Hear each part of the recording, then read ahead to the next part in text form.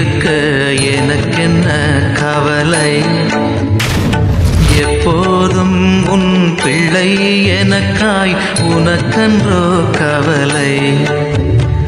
இயேசுவுக்கு பிரியமான அன்பு இறை உறவுகளே, நண்பர்களே, உங்களை சிறப்பாக இந்த புதிய நாளிலே சந்திப்பதிலே மிகுந்த மகிழ்ச்சி. அன்புக்குரியவர்களே, இதோ சிறப்பாக இந்த புதிய நாள் ஒரு பெரிய ஆசீர்வாதத்தின் நாளாக இறைவன் நமக்கு கொடுக்கிறார். எண்ணற்ற நன்மைகளை நாம் சந்திக்க இருக்கிறோம். எனவே முக மலர்ச்சியோடு புன்னகையோடு இந்த நாளை இறை பிரசன்னத்தோடு தொடங்குவோம். இறைவன் நம் ஒவ்வொருவருமே நிறைவாக ஆசீர்வதிப்பார். பிரியமானவர்களே, சிறப்பாக இன்றைய மன்னாவில நம்முடைய தாயாம் திரு அவையும் நம் ஆண்டவர் இயேசுவும் நமக்கு கொடுக்கிற உன்னதமான இன்றைய மன்னா சிறப்பாக மத்தேயு நற்செய்தி 8ஆம் அதிகாரம் 28 32 முடிய பகுதிகள் கொடுக்கப்பட்டிருக்கிறது. பிரியமானவர்களே, இந்த பகுதியில கூட இயேசுவினுடைய நல்ல பண்புகளை நாம் காண முடிகிறது.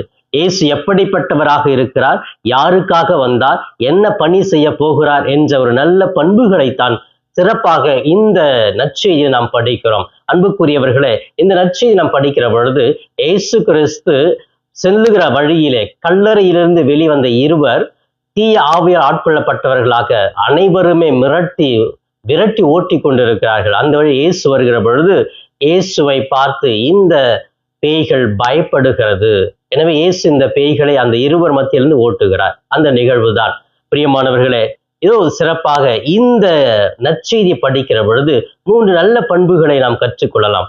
இயேசு எப்படிப்பட்டவர் என்ற ஒரு நல்ல பண்புகள். பிரியமானவர்களே, முதலிலே இந்த நற்செய்தி நமக்கு கொடுக்கிற ஒரு செய்தி, இயேசு சாத்தானை அதிகாரத்தினால் விரட்டுகிறார். சாத்தானை விரட்டக்கூடிய அதிகாரம் இயேசுவுக்கு கட்டாயம் உண்டு. சாத்தான் இயேசுவுக்கு அடிபணிகிறான் என்ற ஒரு செய்தியானது இங்கு கொடுக்கப்படுகிறது. பிரியமானவர்களே, சாத்தானை யாராலுமே விரட்ட முடியாது. சாத்தான் சக்தி கடவுள் சக்தியை விட பெரிய சக்தி என்று நினைக்கிறோம். நம்ம எல்லாமே கடவுளுக்கு நிறைய நேரங்கள் பயப்படுறது இல்லை, சாத்தானுக்கு தான் பயப்படுறோம். ஐயோ பேய் பிடிச்சிடுச்சு, ஐயோ எங்க வீட்டுக்கு பேய் வந்துடுச்சு, இவங்க மேல பேய் ஆடிக்கிட்டு இருக்குது, அவ்வளவுதான் முடிஞ்சிச்சு அப்படின்னு பயம் வருகிறது. பார்த்தீங்களா? அந்த பயம் கடவுளுக்கு மேல வர்றது கிடையாது. அந்த கடவுள் சக்தியை விட சாத்தான் சக்தி குறைந்த சக்தி தான். ஆனா அந்த சாத்தானை பார்த்து தான் நம்ம நிறைய நேரங்களை பயப்படுகிறோம். ஏசு பாருங்க, அழகா துணிவா முன்னாடி வந்து அந்த சாத்தானை அதிகாரத்தினால் விரட்டி அடைக்கிறார். அவங்க சாத்தானே சொல்றாங்க, ஆண்டவரே இன்னும் கொஞ்ச நாள் எங்களை வாழ விட்டு இருக்க கூடாதா, எங்க நேரம் வர்றதுக்கு முன்னாடி வந்து எங்களை துரத்த பாக்குறீங்களே அப்படின்னு கதறுகிறாங்க. அப்படின்னா அந்த இயேசுவினுடைய சக்தி அவர்களை எரிக்கிறது, அவர்களை வாழ விடாமல் செய்கிறது, சாத்தானுடைய செயல்பாடுகள் அடங்கி போகிறது. அதைத்தான் சிறப்பாக இங்கு பார்க்கிறோம். இயேசு தன்னுடைய வல்லமையினால் வார்த்தையினால் சாத்தானை விரட்டி அடிக்க பார்க்கிறார். அந்த சாத்தான் கெஞ்சுறாங்க, எங்களை அப்படியே ஓட்டிடாதீங்க, இதோ பன்றிகள் மேய்கிறது இல்லையா, அந்த பன்றிகளுக்கு உள்ள எங்களை அனுப்பி எங்களை எங்கேயாவது விட்டுடுங்க அப்படின்னு சொல்லி கேட்கிறாங்க, கெஞ்சுறாங்க. அப்பதான் இயேசு அந்த சாத்தானை பன்றிக்குள் போக வைத்து மலை உச்சியிலிருந்து செங்குத்தாக அப்படியே கீழே விழுந்து கடலிலே விழுந்து அந்த பன்றிகள் மறிக்கிறது. சாத்தானுடைய செயல்பாடுகள் முடிவடைகிறது. அன்புக்குரியவர்கள், இதுதான் முதல் பண்பு. கடவுள் இயேசு கிறிஸ்து சாத்தானை வெல்லக்கூடிய சக்தி வாய்ந்தவராக இருக்கிறார். இரண்டாவதாக, கடவுளுடைய இரக்கம் நிரந்தரமாகவே எல்லாருக்குமே உண்டு. மனிதர்களை மீட்க அவர்கள் மீது இரக்கம் வைப்பதற்காகத்தான் வந்தார். 2 பேர் தானே, இவங்க எதுவே சாத்தான் பிடிச்சிருக்கிறாங்க, நம்ம மாட்டு போவோம், நம்ம போய் நற்செய்தி அறிவிப்போம், நல்ல செய்தி சொல்லலாம்னு சொல்லிட்டு இயேசு அவர்களை கடந்து போயிருக்கலாம்.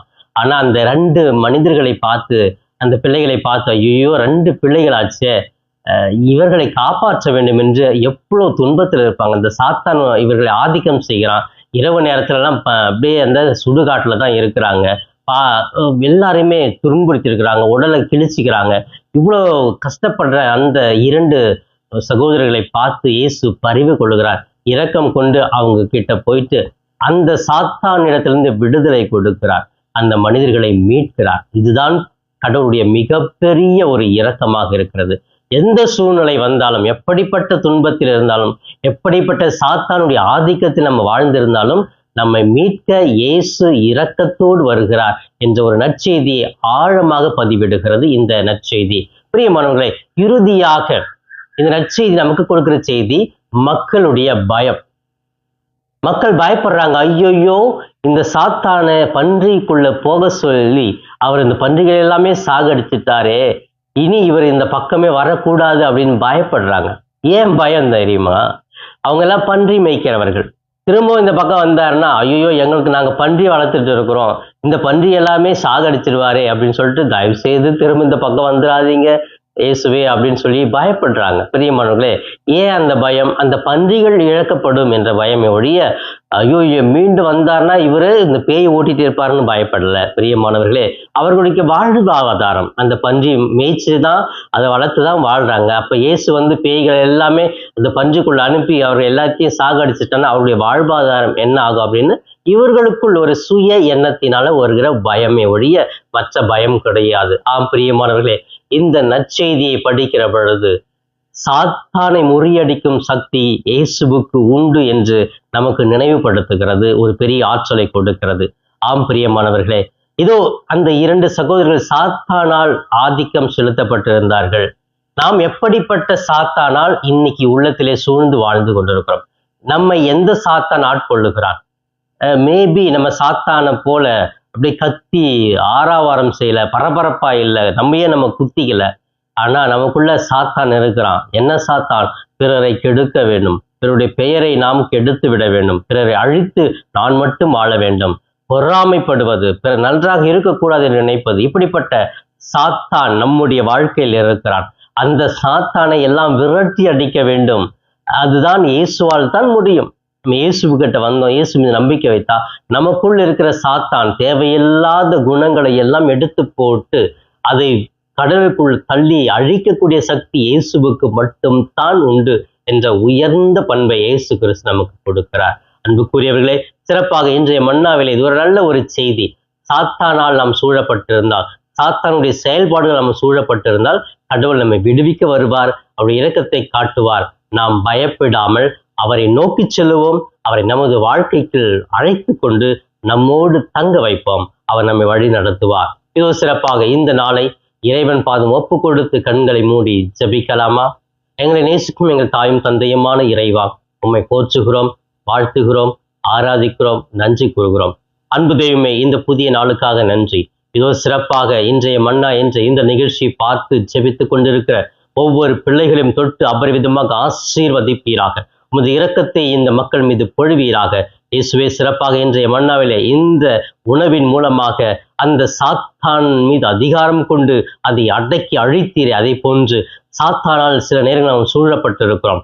சாத்தானுடைய செயல்பாடுகளால், தீய குணங்களால் நாம் சூழப்பட்டிருக்கிறோம். அதையெல்லாம் எங்களிடத்திலிருந்து விரட்டி அடித்து அழிக்க நாங்கள் உம்முடைய இரக்கத்தை இறைஞ்சுகிறோம். ஆண்டவரே, உமது இரக்கம் பெரியது, உமது இரக்கம் எங்களை விடுவிக்கிறது, உமது இரக்கம் எங்களுக்கு வாழ்வை கொடுக்கிறது என்று நாங்கள் நம்புகிறோம். அன்பு தெய்வமே, உம்முடைய பிள்ளைகள் ஒவ்வொருடைய வாழ்விலும் நீர் இருக்க வேண்டும் என்று நான் ஜெபிக்கிறேன். அவர்கள் என்ன பணிகள் செய்தாலும், எங்கு சென்றாலும் தூய பரிசுத்த ஆவியானவர்கள் வழிநடத்தட்டும். இவர்களை சோதிக்கிற, சோர்வுகளை உண்டு பண்ணுகிற பொல்லாத அந்தகர தீய சக்தியிலிருந்து இவர்களுக்கு விடுதலை கொடுப்பீராக. பொல்லாருடைய வஞ்சக செயலிருந்து இவர்களை மீட்டெடுப்பீராக. பொல்லாருடைய தீய பார்வையிலிருந்து இவர்களை காத்துக் கொள்வீராக. வழி நடத்தும் ஆண்டவரே, 4 மூலை 8 திக்கு 16 கோணங்கள் எல்லா அந்தகர சக்தியிலிருந்து, தீய தொந்தரவுகளிலிருந்து இவர்களுக்கு விடுதலை கொடுப்பீராக. ஜெபிக்கிற ஆண்டவரே, உங்கள் பிள்ளைகளை தாங்கிக் கொள்ளும். அவர்கள் வெளிநாட்டில் வேலை செய்தாலும், பயணம் செய்தாலும், பயண வேலையில பாதுகாப்பாக இருந்தாலும் வழி நடத்தினாலும் ஜெபிக்கிற ஆண்டவரே, இந்த நாள் மருத்துவமனையில பல்வேறு சிகிச்சைக்காக பயந்து கொண்டு இருக்கிற ஒவ்வொருவருக்கும் நீரே நல்ல மருத்துவம் இருந்தாலும் இந்த அறுவை சிகிச்சையை சிறப்பாக வழி நடத்துறாங்க ஜெபிக்கிறோம். படிக்கிற பிள்ளைகளுக்கு ஞானத்தையும் நல்ல பண்புகளையும் வளர்த்து அவர்கள் நல்லவர்களாக, நல்ல பிள்ளைகளாக வாழ கிருபை செய்வீராக. இன்னும் ஆண்டவரை, குழந்தை பாக்கியத்திற்காக கண்ணீரோடு ஜெபிக்கிற பிள்ளைகளுக்கு குழந்தை பாக்கியத்தை கொடும். உடல் சார்ந்த பிரச்சனையாக இருந்தால், மனது சார்ந்த பிரச்சனையாக இருந்தால் அதையெல்லாம் நீக்கி அவர்களுக்கு பெரிய ஆசீர்வாதத்தில் குழந்தை மூலமாக கொடுப்பீராக. இன்னும் வேலை இல்லை, வறுமை இருக்கிறது, கடன் தொந்தரவு இருக்கிறது, குடும்பத்து நிம்மதி இல்லை, போட்டி பொறாமைகள் சண்டைகள் என்று வாழ்கிற குடும்பங்களில் அமைதியை கொடுப்பீராக. ஒவ்வொருவரையும் அரவணைத்துக் கொள்ளும், காத்து கொள்ளும், வழி நடத்தும். இவையெல்லாம் மிக ஆண்டு வரும் மீட்பெருமான இயேசுவின் இணையற்ற நாமத்தில் ஜெபிக்கிறேன் என் ஜீவனுள்ள நல்ல பிதாவே. ஆமேன், ஆமேன். பிரியமானவர்களே, இந்த நாள் இனிய நாளாக, இறை அருளை நிறைவாக பெறும் நாளாக அமைய வாழ்த்துகிறேன். உங்கள் ஒவ்வொருவருக்காக சிறப்பாக ஜெபிக்கிறேன். இயேசுவுக்கே புகழ், மரியே வாழ்க.